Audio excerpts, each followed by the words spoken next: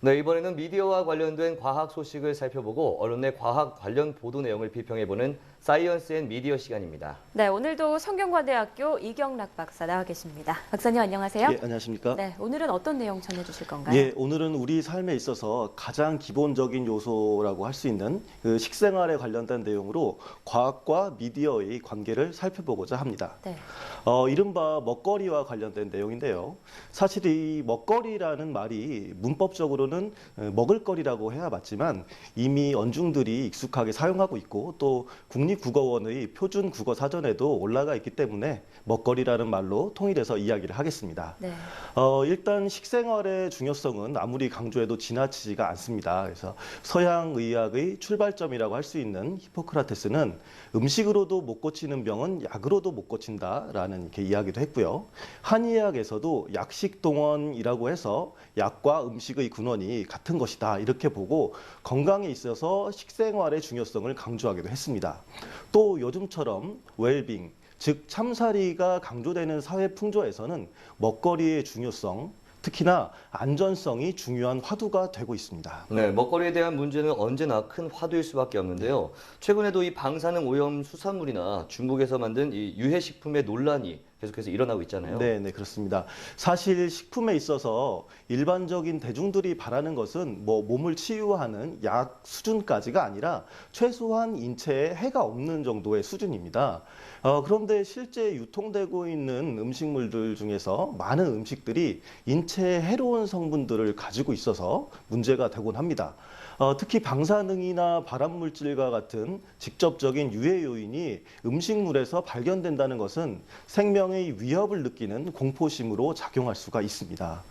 특히 우리나라의 방송 프로그램들을 보면 뭐 어느 계절에는 어느 음식이 맛있고 또 어느 음식은 몸에 어떻게 좋은지를 주요 소재로 내보내기 때문에 음식에 대한 시청자, 수용자들의 기대나 관심이 높고 그만큼 또 불량 음식에 대한 불안감도 큰 편입니다. 네, 그래서 정부도 이 불량식품을 4대 사회 악의 하나로 또 규정을 하기도 했는데요.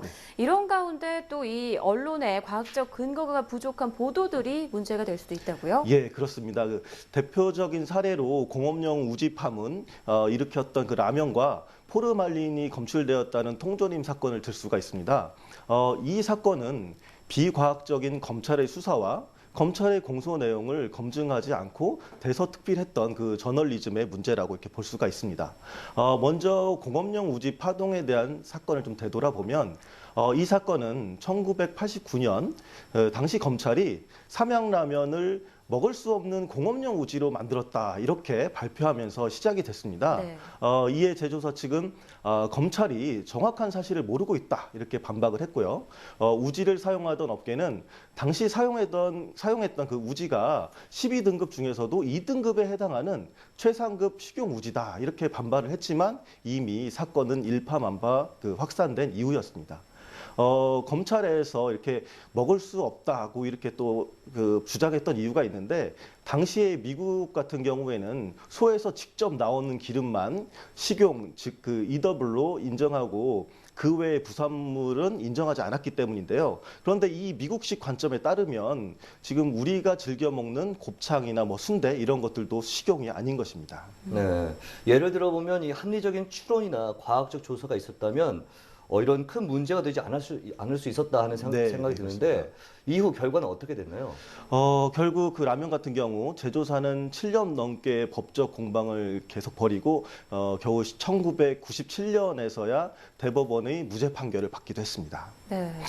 물론 그 라면이라는 식품이 지속적으로 권하기는 어려운 식품이죠. 그리고 건강식이라고도 볼 수 없지만 한 기업의 존속 여부를 결정할 정도의 그 중요한 내용이라면 보다 과학적인 접근이 필요하다 이렇게 생각됩니다. 네, 경제적인 굉장히 큰 손실까지 입힐 수 있는 거기 때문에 좀 더 신중했어야 하지 않나 생각이 드는데 좀 비슷한 사건도 있었던 것 같아요. 포르말린이든 통조림의 경우 국민들의 먹거리 불안감을 좀 증폭시켰었는데 실제 업체가 도산되기도 했었죠. 네, 그렇습니다. 1998년의 일이었는데요. 당시 검찰은 번데기 통조림 일부에서 포르말린이 미량 좀 검출되긴 했는데 그래서 업체에서 유통기간을 늘리려고 고의적으로 살포했다 이렇게 발표를 하면서 업체 대표들을 구속을 시켰습니다. 이후에 언론들은 또 이것에 대해서 과학적인 검증 없이 과잉 보도를 했고 그 업체 관계자들을 마치 파렴치한인 것처럼 묘사를 했습니다.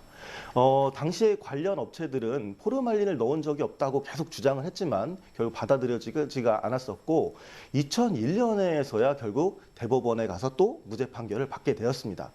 그러나 이미 이 사건으로 말씀하신 것처럼 30여 개의 업체가 도산을 했고 네. 이미 많은 피해자가 나온 상태였습니다. 네, 그렇다면 무죄 판결이 나왔는데 네. 어떻게 독성 물질인 이 포르말린이 통조림에 들어있을 수 있었을까요? 예, 그 말씀하신 그 부분이 그 법정 공방의 쟁점이 되기도 했는데요. 네. 그 가장 핵심적인 쟁점은 천연 포르말린의 존재 여부였습니다. 그래서 검찰에서는 당초에 천연 포르말린의 그 존재 여부를 그 부인한 상태에서 수사에 착수했고 인체에 유해한 방부제다 이렇게 몰아갔는데 네. 식약청과 서울시 보건환경연구원의 검사 결과 문제의 통조림뿐만 아니라 뭐 천연 상태의 골뱅이, 호박, 콩 등에서도 포르말린이 검출되었던 것입니다. 네. 실제로 보면 1990년대 중반 WHO 보고서에는 이미 인체에 유해하다고 여겨진 포르말린이 모든 생물체에서 이렇게 검출이 된다 이렇게 인정했던 바도 있었습니다. 네. 좀 과학적인 조사나 전문가의 조언만, 자문만 있었더라도 이렇게 일이 커지는 일은 없었을 텐데 말이죠. 네. 그런데 이게 옛날 일에만 그치는 게 아니라 오늘날에도 좀 이어지고 있죠. 예, 그렇습니다. 최근에도 먹거리의 안전성이 뭐 소비자의 권리 차원에서 이제 생각되면서 많은 프로그램을 통해서 지적되고 있습니다. 그래서 프로그램 제작에 있어서 이런 프로그램이 과학성이 부족해서 또 논란이 되기도 합니다. 이러한 부분은 좀 자세한 이야기는 아마도 좀 다음 시간에 이어서 전해드려야 될 것 같습니다. 네, 먹거리에 대한 잘못된 보도로 인해서 결국 피해를 보는 사람들은 소비자일 수밖에 없을 것 같은데요. 앞으로 보다 신중하고 과학적인 접근이 필요해 보입니다. 다음 주에 이 내용 더욱더 자세하게 부탁드리겠습니다. 예. 오늘 고맙습니다. 네, 고맙습니다. 감사합니다.